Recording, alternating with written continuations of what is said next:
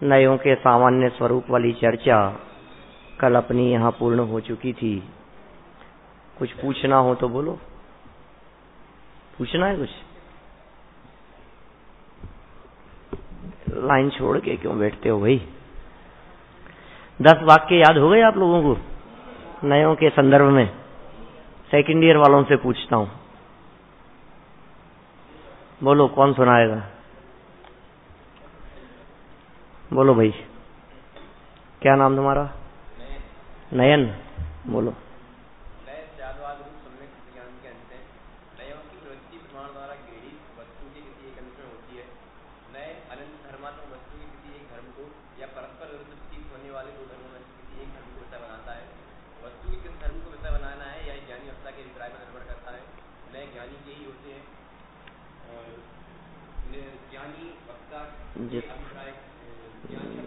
जिसको विवक्षित कहते हैं।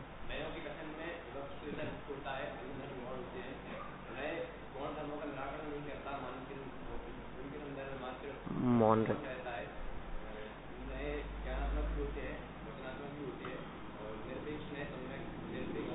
सापेक्ष नहीं।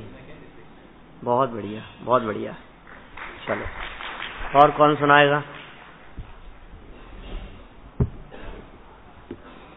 बोलो भाई। ठीक है। हाँ।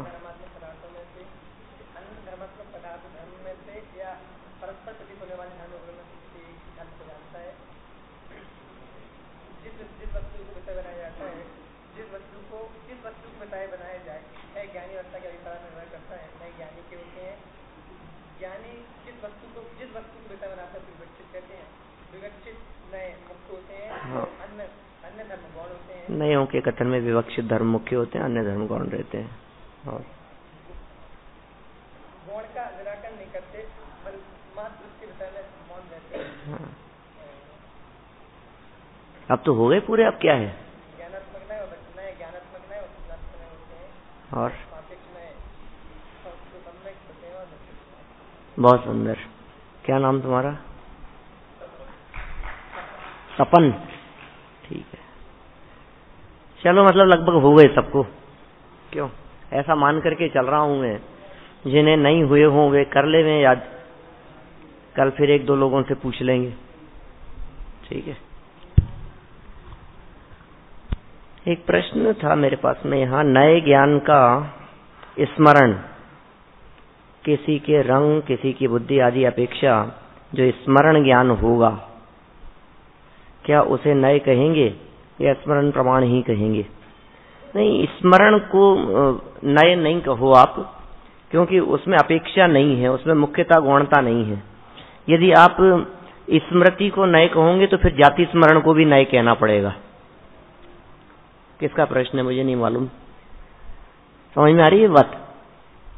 क्योंकि जाति स्मरण भी जो है वो नए नहीं है, किसी अपेक्षा से नहीं है। स्मृति के अंदर आप ऐसा नहीं कर सकते हो कि हम जो दिमाग में आ गई बात उसमें मुख्यता गौणता का व्यवहार संभव नहीं है।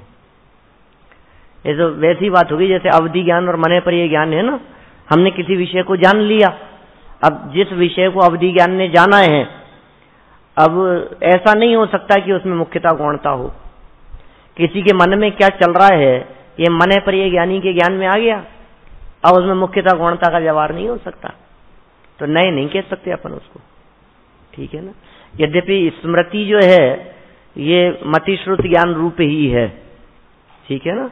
मति स्मृति संज्ञा चिंता विनिबोध इत्यनर्थांतरम, मति ज्ञान के नामांतरों के अंदर उसकी चर्चा की है। तो यदि हम स्मृति को मति ज्ञान रूप लेते हैं, मति ये तो मति ज्ञान के नामांतर हैं, तो और जो श्रुत ज्ञान है उसके अंश नए हैं, तो स्मृति नए वैसे ही सिद्ध नहीं होता है।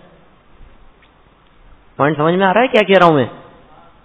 स्मृति यदि मति ज्ञान का नामांतर है, मति स्मृति संज्ञा चिंता विनिबोध इत्यनर्थांतरम, ये मति ज्ञान के नामांतर बतलाए गए। तो चूंकि वो मति ज्ञान का ही नामांतर है, मति ज्ञान ही है और मति ज्ञान में नए लागू होते नहीं है, इसलिए स्मृति को नए से न जोड़ा जाए। ठीक है। तुम्हारी जो जिज्ञासाएं रहती है ना, वो जन सामान्य के लिए नहीं होती है। तुम अलग से पूछ लिया करो, घूमते फिरते हुए मिलते हैं ना अपन, है? ये जिज्ञासा किसी के भी चित्त में और किसी की भी समस्या का समाधान करने वाली नहीं थी। चलो कोई बात नहीं, है ना। कोई विषय से संबंधित यदि कुछ बात हो तो आप लोग पूछें।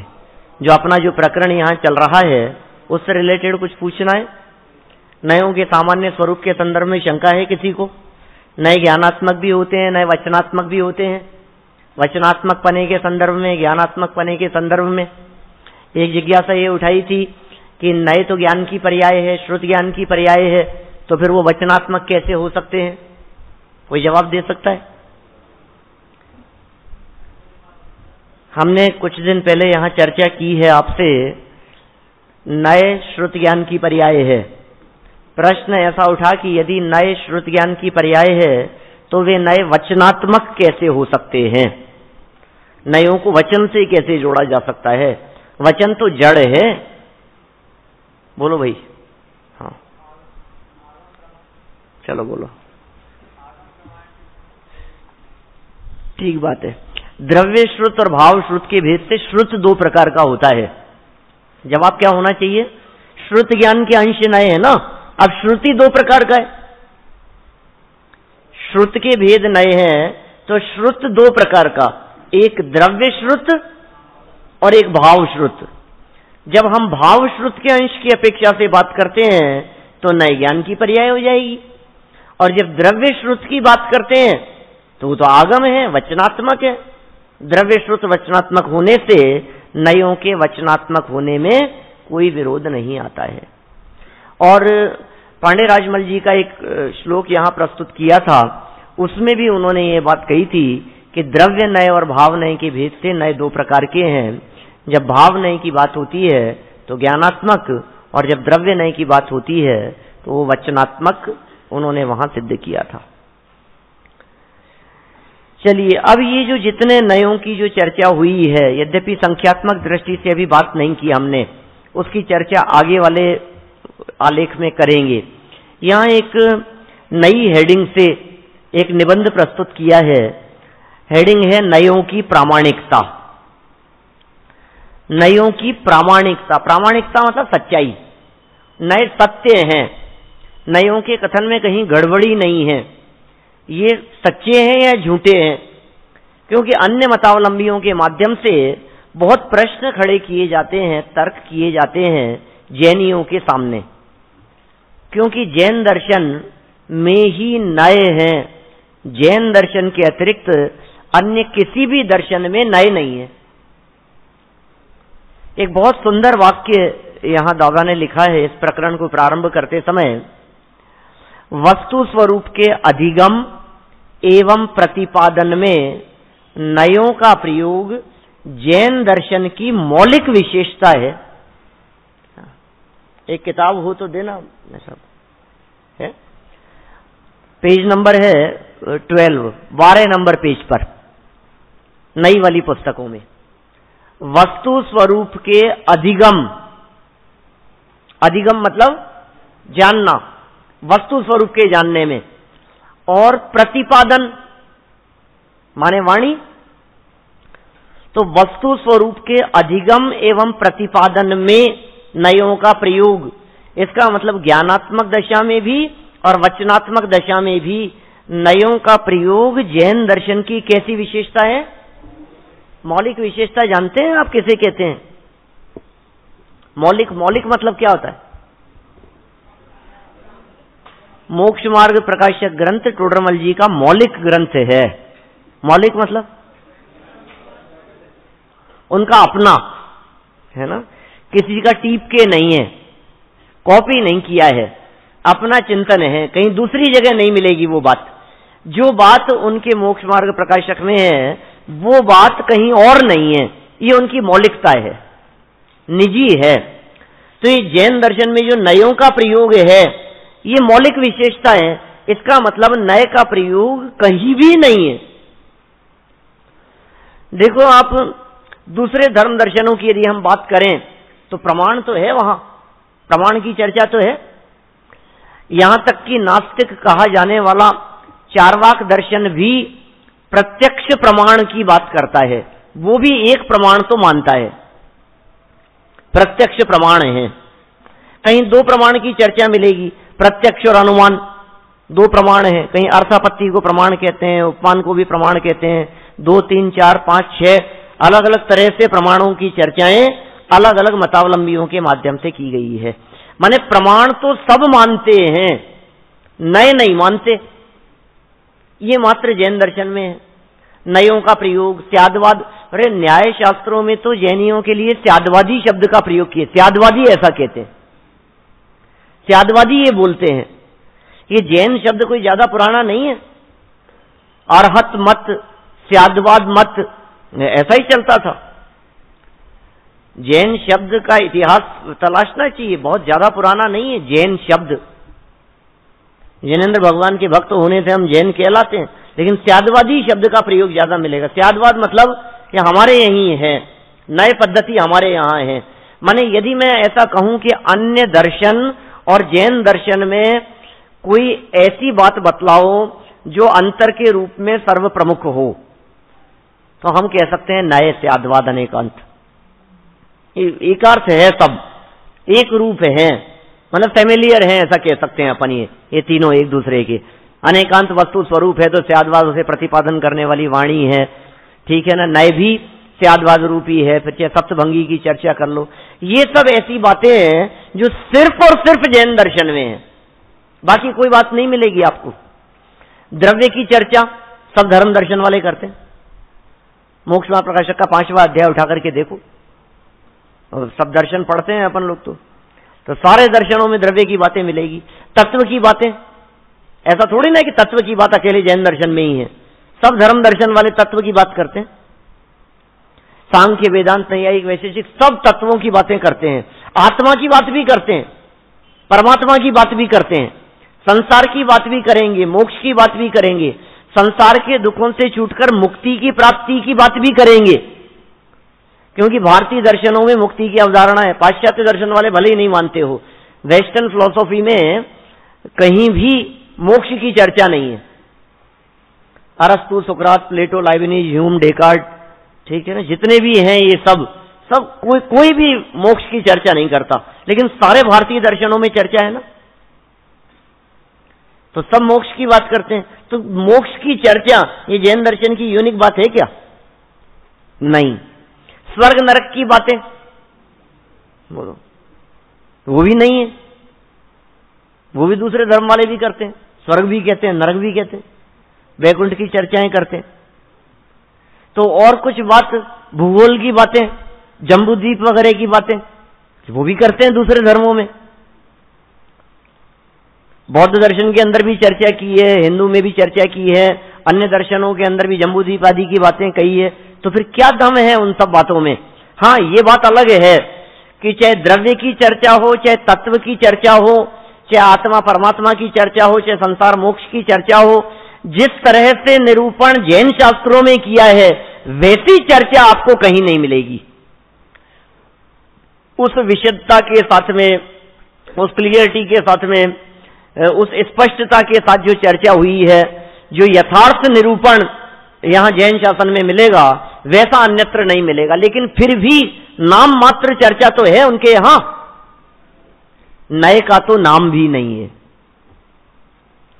तो स्वाभाविक है सारे अन्य मतावलंबियों के माध्यम से ये जिज्ञासा व्यक्त करना कि भाई तुम लोग ये नए का नया चक्कर क्यों चलाते हो? क्या प्रमाण से काम नहीं चलता है क्या? तो उन्होंने कुछ बातें कह दी, कुछ तर्क प्रस्तुत कर दिए हमारे सामने, और वो तर्क ऐसे प्रस्तुत किए कि हमारी नए की चर्चा को नहीं माने। सबने मिलकर के ऐसे तर्क प्रस्तुत किए। यहाँ का जो पहला पैराग्राफ है इस प्रकरण का, ये पैराग्राफ याद करने योग्य है, बिल्कुल वर्ड टू वर्ड। टोडरमल जी के मोक्ष मार्ग प्रकाशक 5वें अध्याय की बिल्कुल स्पष्ट शैली, छवि इस पैराग्राफ में दिखती है। दादा के द्वारा लिखा गया। टोडरमल जी पर पीएचडी की है क्या, तो टोडरमल जी की शैली और छवि तो दिखेगी ना। देखो क्या कहा, जैन दर्शन में, पहले ऊपर का वाक्य पढ़ता हूं, वापस देखो शुरू से। वस्तु स्वरूप के अधिगम एवं प्रतिपादन में, बोलने में, जानने में, ठीक है, मतलब ज्ञानात्मक और वचनात्मक ये नय होते हैं। इन दोनों प्रकार के नयों का प्रयोग जैन दर्शन की मौलिक विशेषता है। अन्य दर्शनों में नए नाम की कोई चीज ही नहीं है, सर्वत्र प्रमाण की चर्चा है, सब जगह पर प्रमाण प्रमाण की चर्चा है, नए नाम की कोई चीज ही नहीं है, नए शब्द ही नहीं है उनके यहां। जैन दर्शन में तत्वार्थों के अधिगम के उपायों की चर्चा में प्रमाण और नए दोनों का समान रूप से उल्लेख है। तत्वार्थ सूत्र पहले अध्याय 6वां सूत्र, प्रमाण नए अधिगम है, नीचे फुटनोट में दिया है, प्रमाण नए अधिगम है। प्रमाण और नए, इनसे क्या होता है? अधिगम। अधिगम मतलब ज्ञान, जानने के उपायों के रूप में प्रमाण और नए की चर्चा की है। और समान रूप से जैसे प्रमाण पदार्थों का ज्ञान कराने में समर्थ है, उसी तरह से नए के माध्यम से भी वस्तु स्वरूप का ज्ञान होता है। तो वस्तु स्वरूप के जानने के लिए प्रमाण और नए ये पद्धतियां कही गई है, इनको युक्ति कह करके पुकारा गया है, प्रमाण नयात्मको, ठीक है ना। देखो, अतः यह प्रश्न भी उठाया जाता है कि, अब याद करना ये सारी पंक्तियां, 4 पंक्तियां हैं, बिल्कुल ऐसे कैसे याद होनी चाहिए सबको। क्या प्रश्न उठाया जाता है कि नए प्रमाण है या अप्रमाण?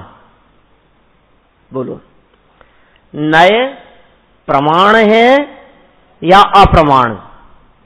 प्रमाण मतलब प्रामाणिक है या अप्रमाण मतलब अप्रामाणिक है? बोलो, क्या कहना है तुम्हारा? तुम्हारा हृदय क्या कहता है? दिल क्या कहेगा तुम्हारा? प्रमाण है या अप्रमाण है? नए प्रमाण है, लेकिन इसकी तो सुन लो पहले शंकाकार की बात। तुमने तो कह दिया प्रमाण है? आगे पूरे प्रकरण में सिद्ध करने वाले हैं कि नए प्रमाण नहीं है। क्यों नहीं है? क्योंकि यदि नए प्रमाण ही होता तो फिर नए की अलग से चर्चा करने की क्या जरूरत थी? फिर तो प्रमाण की चर्चा कर ही रहे हैं ना। पॉइंट समझ में आ रहा है? यदि आप ये कह रहे हो कि नए प्रमाण हैं, तो प्रमाण और नए एक ही बात है, तो फिर अलग से बात क्यों कर रहे हो? फिर तो पर्यायवाची हो गए ना। नए मतलब प्रमाण, प्रमाण मतलब नए, एक ही बात है। और यदि पर्यायवाची है तो नया शब्द क्यों देते हो जो दुनिया के किसी धर्म दर्शन में नहीं है? जबरदस्ती विवाद खड़ा करते हो। प्रश्न ये उठाया, नए प्रमाण है या अप्रमाण? हम जवाब देवें उससे पहले ही तार्किक शैली में सामने वाले ये कहते हैं, क्या कह रहे हैं? यदि अप्रमाण है तो उनके प्रयोग से क्या लाभ है? भाई, 2 ही जवाब तो हो सकते हैं, या तो प्रमाण कहोगे या अप्रमाण कहोगे। सागर, प्रमाण कहेंगे या अप्रमाण कहेंगे, 2 के अलावा तीसरी बात तो नहीं हो सकती है ना। यदि आप कहते हो अप्रमाण है, तब तो बात ही बेकार हो गई। तुम लोग जबरदस्ती नए को अप्रमाण है, फिर भी नयों की चर्चा करते हो, अप्रमाणिक बात करते हो। हटाओ इसको, नए की चर्चा करने से कोई लाभ नहीं है, बंद करो ये सब चर्चा। अप्रमाण है तो चर्चा करने से कोई लाभ नहीं है। तो आप तुरंत क्या कहोगे? नहीं नहीं नहीं, प्रमाण है भाई, प्रमाण है, ये कहोगे ना आप। तुम निषेध मत करो। 2 ही जवाब हो सकते थे, या तो अप्रमाण या प्रमाण। यदि अप्रमाण है तो चर्चा करने से कोई लाभ नहीं है, और यदि प्रमाण है तो फिर 2 प्रश्न खड़े होते हैं। क्या प्रश्न खड़े किए? यदि प्रमाण है तो प्रमाण से भिन्न है या अभिन्न है? बोलो, आप कह रहे हो ना नए प्रमाण है, तो प्रमाण से भिन्न है या अभिन्न है? अब फिर भी ये 2 जवाब हो गए। अब दोनों में से कोई भी ले लो, आप दोनों का स्पष्ट करेंगे यहां। यदि आप ये कह रहे हो कि नए प्रमाण से भिन्न है, ऐसा मानोगे, तब तो अप्रमाण हो गए, फिर वही स्थिति हो जाएगी। और यदि आप ये कह रहे हो कि नए प्रमाण से अभिन्न है, तो फिर पृथक से चर्चा करने से क्या लाभ है? पॉइंट समझ में आ रहा है क्या कि किस शैली में चर्चा की है यहां? देखो पैराग्राफ को वापस। यह प्रश्न भी उठाया जाता है कि नए प्रमाण हैं या अप्रमाण, ये प्रश्न उठाया जाता है। कौन उठाएगा ऐसा प्रश्न? कौन उठा सकता है? अन्य मतावलंबी, जिनके यहां नए नहीं है, वही तो ऐसी बात करेंगे। नए पढ़ने पढ़ाने वाले, नयों की चर्चा करने वाले, वो ऐसी बातें क्यों उठाएंगे? वो ऐसी बात क्यों करेंगे? अन्य मतावलंबियों के द्वारा ऐसा प्रश्न उठाया जाता है, नए प्रमाण है या अप्रमाण? क्या जवाब हो सकता है? यदि अप्रमाण है तो उनके प्रयोग से क्या लाभ? क्लियर हो गई? अब दूसरा जवाब, पॉइंट बनाओ, इसके नंबर डालो, 1 नंबर, फिर उसके 2, ए बी, फिर उसके नीचे करो, उसमें से 2 बातें निकली, फिर दोनों जवाबों का खंडन किया। यदि प्रमाण है तो प्रमाण से भिन्न है या अभिन्न?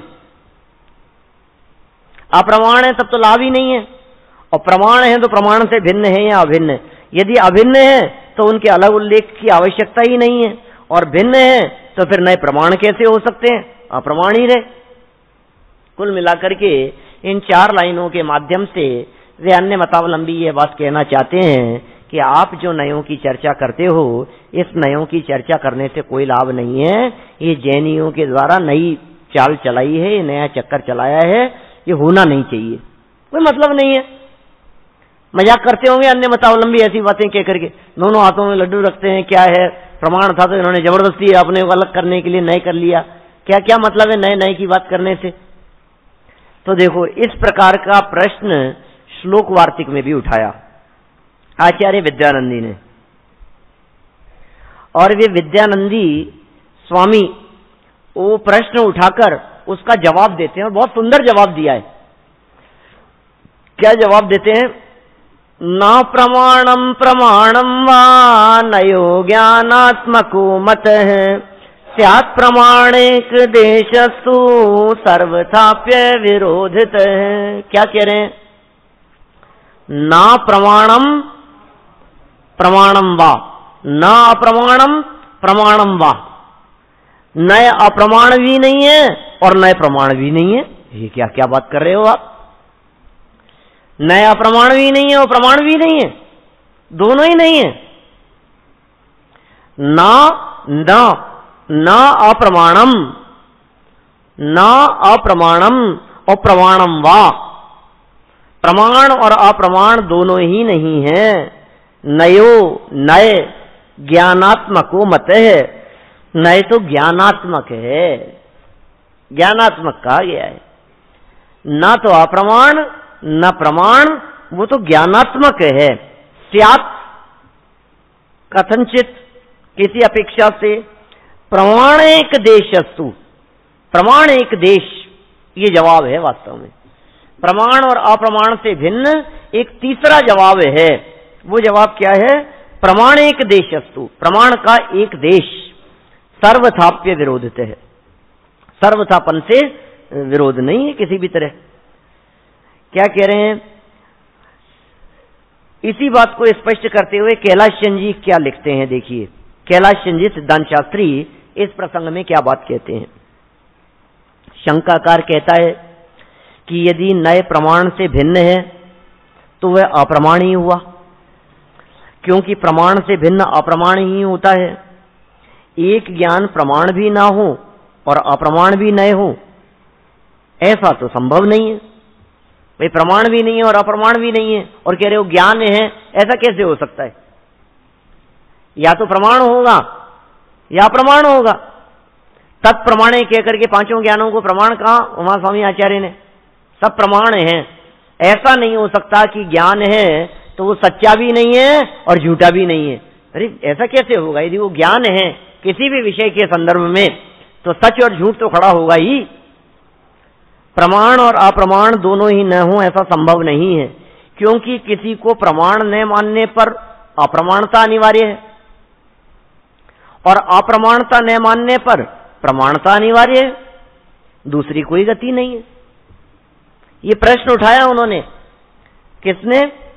पंडित कैलाशचंद्र जी सिद्धांताचार्य ने ये प्रश्न उठाया, या तो आप प्रमाण मानो या अप्रमाण मानो। अप्रमाण मानेंगे तो प्रमाण नहीं कह सकते, और प्रमाण मानेंगे तो अप्रमाण नहीं कह सकते। सीधी सी बात है कोई जवाब आपके पास में? तो उन्होंने एक रास्ता निकाला। जिनागम के अनुसार श्लोक वार्तिक के अंदर जो बात कही है, स्यात् प्रमाणैक देशस्तु, ये जो तर्क दिया है उसी तर्क के आधार पर बात करते हैं। इसका उत्तर देते हुए उन्होंने क्या बात कही? प्रमाणता और अप्रमाणता के सिवाय भी एक तीसरी गति है, तीसरा रास्ता है। कोई मध्यम मार्ग नहीं हो सकता, कोई बीच का रास्ता नहीं हो सकता। वह है प्रमाणिक देशता, ये तीसरा रास्ता है। प्रमाण का एक देश पना, प्रमाण का एक देश न तो प्रमाण ही है, क्योंकि प्रमाण का एक देश प्रमाण से सर्वथा अभिन्न भी नहीं है, और ना अप्रमाण ही है, क्योंकि प्रमाण का एक देश प्रमाण से सर्वथा भिन्न भी नहीं है। देश और देशी में कथनचित भेद पाया जाता है। हम आपसे पूछ रहे हैं, ये जो हाथ खड़ा किया है, क्या ये हाथ ये शरीर है या नहीं है?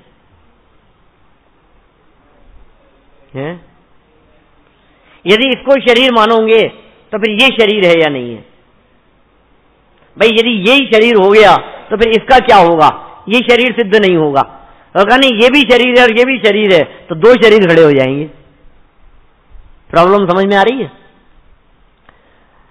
अपने यहां दिगंबर जैन परंपरा में एक आचार्य हुए, जिन सेनाचार्य, जिन्होंने जीवन में कभी कपड़े ही नहीं पहने। पता है आपको? जन्म से कभी कपड़े नहीं पहने।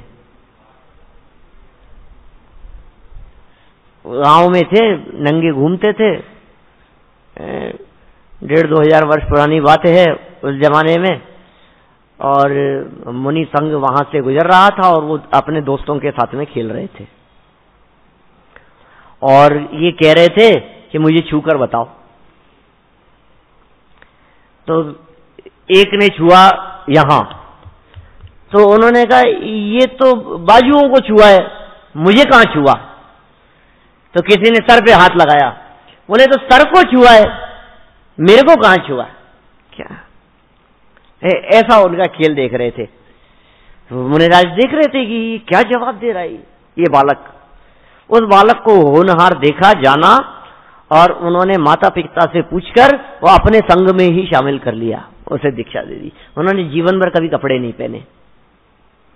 तो ये जो बात यहां कह रहे हैं, ये ऐसी तो बात कह रहे हैं जो अंश और अंशी है, उनमें कथनचित भेद पाया जाता है। भेद है भी और भेद नहीं भी है, सर्वथा बात नहीं कह सकते हैं।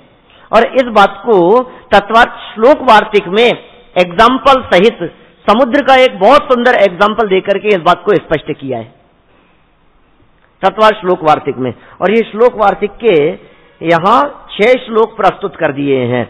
बोल लीजिए एक बार।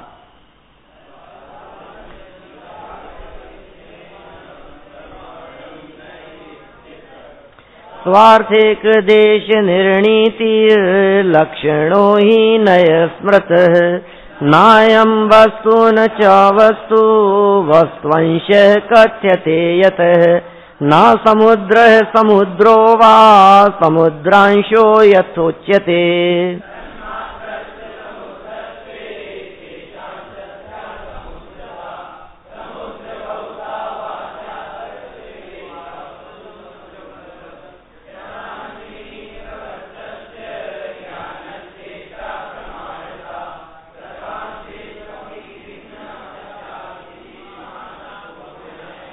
तन्नाशिन्यपि निशेष धर्माणां गुणतागतौ, द्रव्यार्थिक नयस्यैव व्यापारान् मुख्य रूपतः।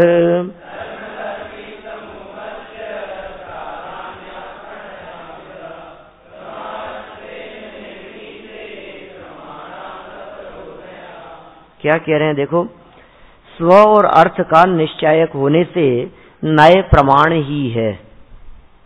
किसी ने ऐसा कहा कि नय जो है वो प्रमाण ही है, स्व का और अर्थ माने पर पदार्थों का।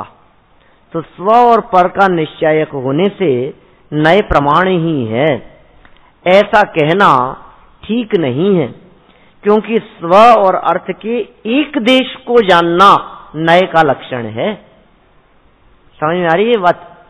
नय प्रमाण नहीं हो सकता, नय को प्रमाण नहीं कहा जा सकता, क्योंकि प्रमाण पूरी वस्तु को विषय करता है और नय उसके अंश को विषय करता है, इसलिए नय को हम प्रमाण नहीं कह सकते। नय का लक्षण एक देश को जानना है, एक अंश को जानना है। प्रमाण और नय के अंतरों की चर्चा भी तो कर चुके हैं हम पिछले दिनों में। प्रमाण और नय में कितने प्रकार से अंतर निकाले जा सकते हैं, तो निकालिए अंतर, सोचिए। सर्वदेश और एक देश की अपेक्षा से कितने प्रकार के अंतर हो सकते हैं, पूरी वस्तु को जानना, अंश को जानना। प्रमाण की अपेक्षा से देखें तो अनेकांत स्वरूप है, नय की दृष्टि से देखें तो एकांत स्वरूप है, ठीक है ना। ऐसे बहुत सारे अंतर निकल सकते हैं। देखो ये क्या बात उठा रहे हैं, एक बहुत सुंदर एग्जाम्पल से बात की है। वस्तु का एक देश ना तो वस्तु है और ना ही अवस्तु। एक देश को क्या कहेंगे, वस्तु कहें या अवस्तु कहें?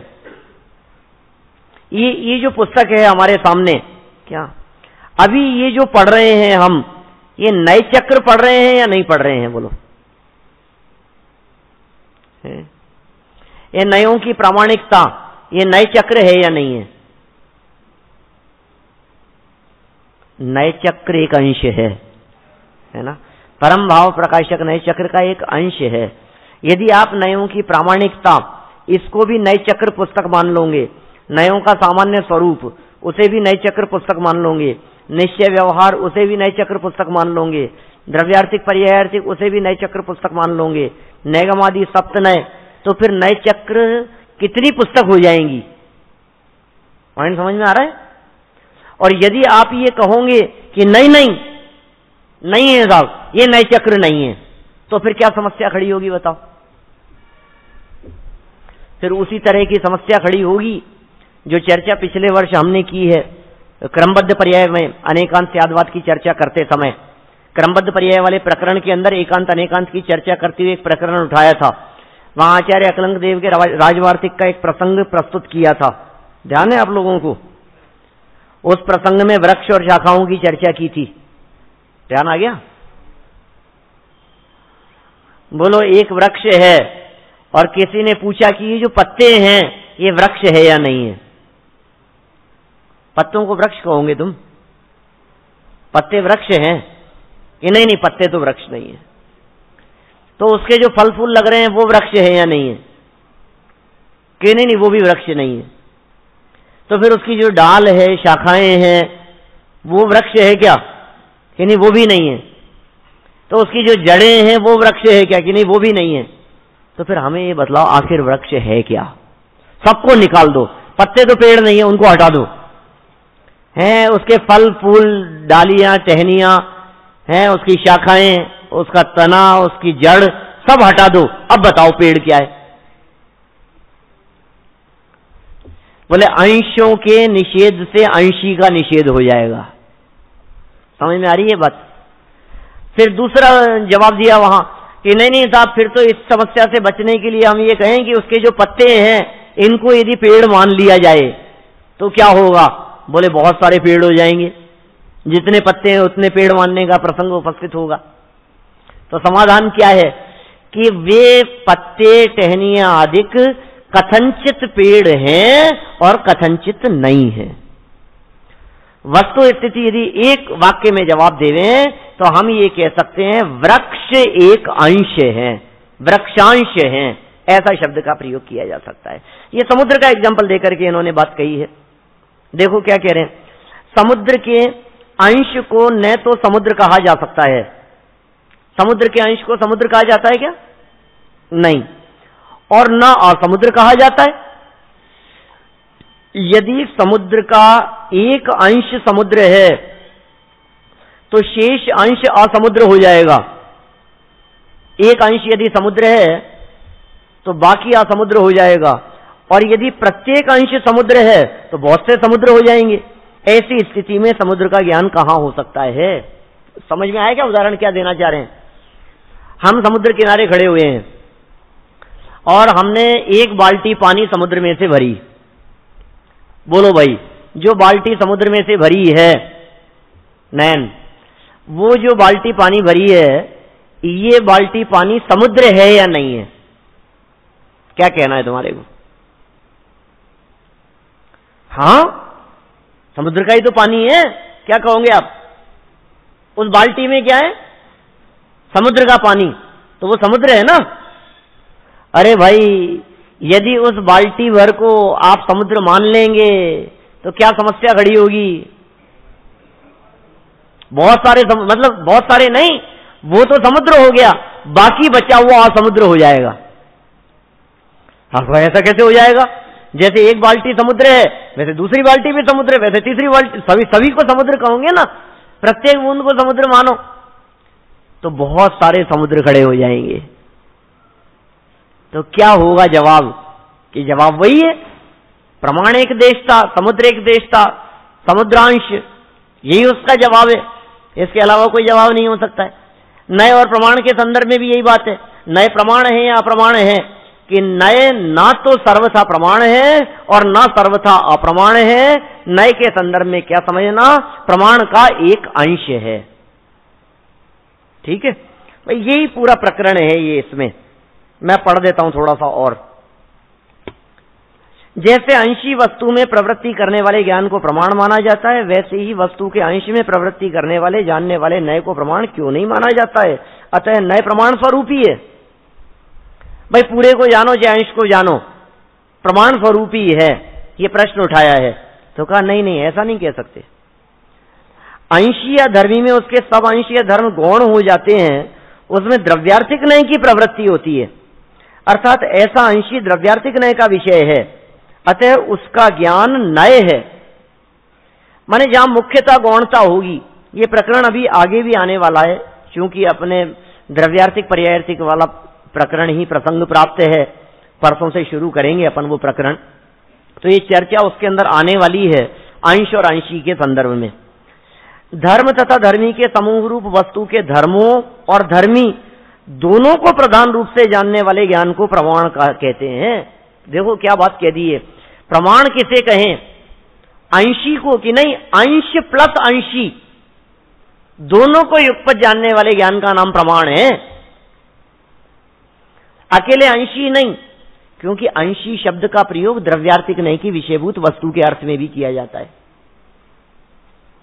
अंशी मतलब अंशी जैसे गौरव वाला, ठीक है ना, जो बड़ा हो उसके लिए भी अंशी शब्द का प्रयोग किया जाता है। इन्होंने प्रमाण और नय का अंतर स्पष्ट करते हुए धवला का एक प्रमाण प्रस्तुत किया है।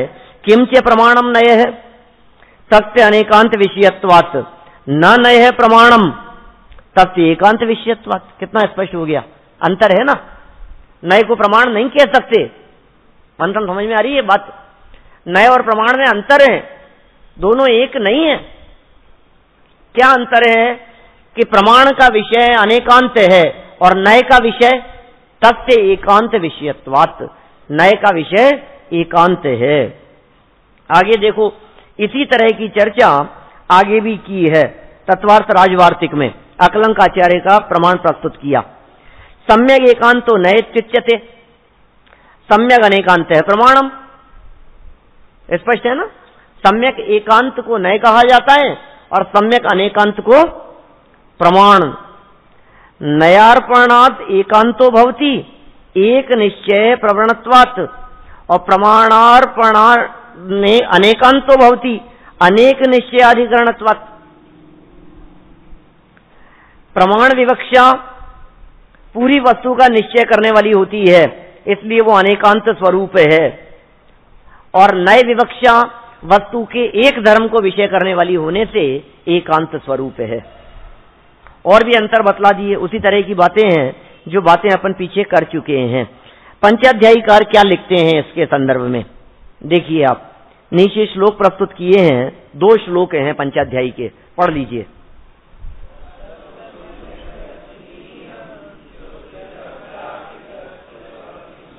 गुण पर्यय द्रव्यम पर्यायार्थिक नयस्य पक्षोयम, गुण पर्यय वद्देव नास्त्यन्त।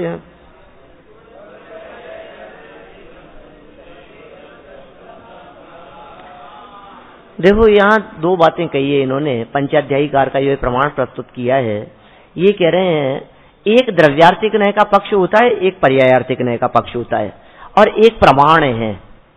तो जो द्रव्यार्थिक न्याय का पक्ष है उसमें एक अंश को ग्रहण करेंगे, जब पर्यायार्थिक न्याय का पक्ष होगा वहां भी एक पक्ष को ग्रहण करेंगे, और जब प्रमाण की बात होगी तो सर्व पक्ष प्रमुख होंगे। ये बात यहां कहना चाह रहे हैं। तो इस तरह से प्रमाण और न्याय में अंतर स्पष्ट किया। कुल मिलाकर के पूरे प्रकरण में प्रमाण और न्याय में अंतर बतलाया। उसके बावजूद भी एक और महत्वपूर्ण बात निष्कर्ष स्वरूप कहना चाहते हैं। यद्यपि हमने इस प्रकरण में अनेक प्रमाण बतलाते हुए न्याय और प्रमाण में अंतर स्पष्ट किया है, लेकिन इस अंतर स्पष्ट करने से कोई व्यक्ति ये ना समझ ले वे कि ये जो न्याय है ये अप्रमाण है। इसलिए अंतिम पैराग्राफ देखो, ये पढ़ने योग्य है। जैन दर्शन की इस अनुपम कथन शैली को अप्रमाण समझकर उसकी उपेक्षा करना उचित नहीं है। इससे ऊपर वाली लाइनें भी पढ़ लो 3। यद्यपि इस प्रकार हम देखते हैं कि नए प्रमाण से भिन्न है, तथापि उसकी प्रामाणिकता में कोई संदेह की गुंजाइश नहीं है। प्रमाण से भिन्न है लेकिन प्रामाणिकता में कोई संदेह नहीं है। वस्तु स्वरूप के प्रतिपादन में वह प्रमाण के समान ही प्रामाणिक है, प्रमाण के समान ही प्रामाणिक है।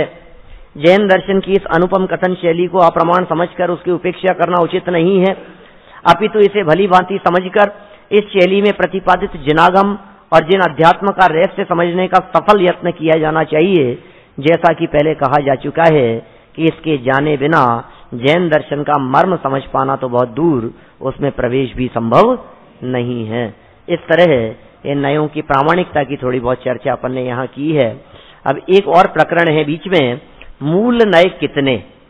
इस प्रकरण की चर्चा हम कल की क्लास में करेंगे, फिर द्रव्यार्थिक पर्यायार्थिक वाला प्रकरण शुरू होगा। अभी की बात को यहीं विराम देते हैं। महावीर भगवान ने की